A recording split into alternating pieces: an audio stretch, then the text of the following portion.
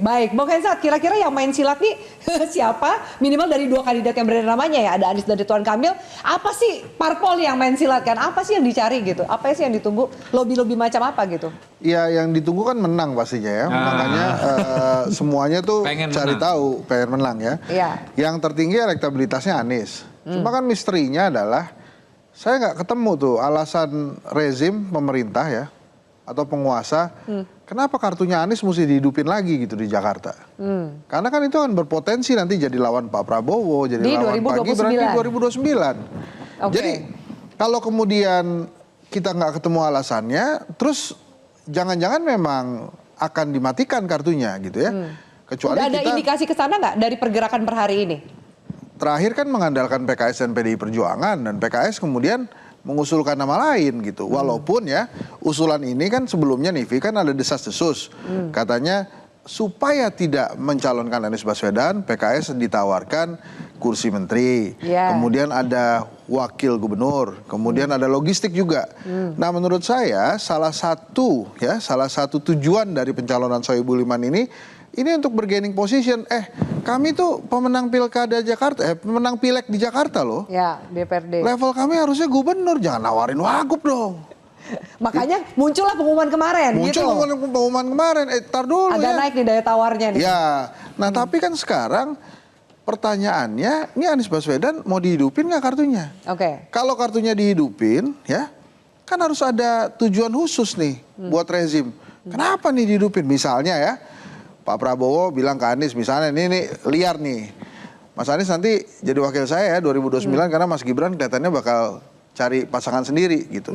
Bisa jadi begitu kan? Atau misalnya Mas Kaisang kan udah ngomong duluan tuh, walaupun sekarang desas-desusnya pindah ke Surabaya, Ya. tapi kan dia udah ngomong Anies oke-oke aja, walaupun terakhirnya dia bilang Anies beda nih sama saya.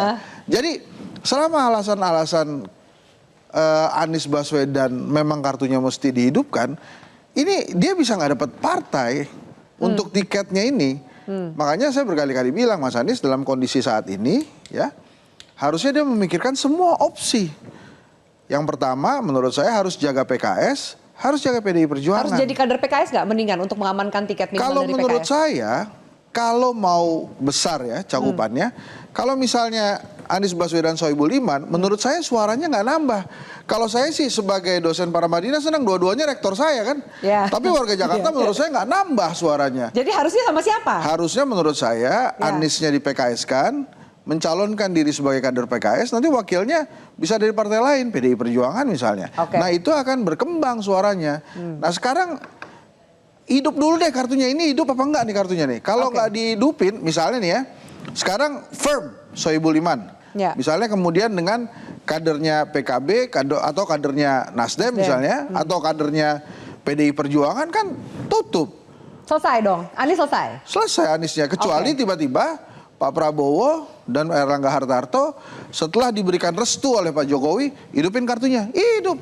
Oke, baik. Untuk rugi kartunya Anies hidup di Pilkada Jakarta dengan membayangkan situasi persaingan kompetisi di 2029. Usai jeda dapat tanggapan dari pendukung Anies Baswedan. Kami lanjutkan sesaat lagi.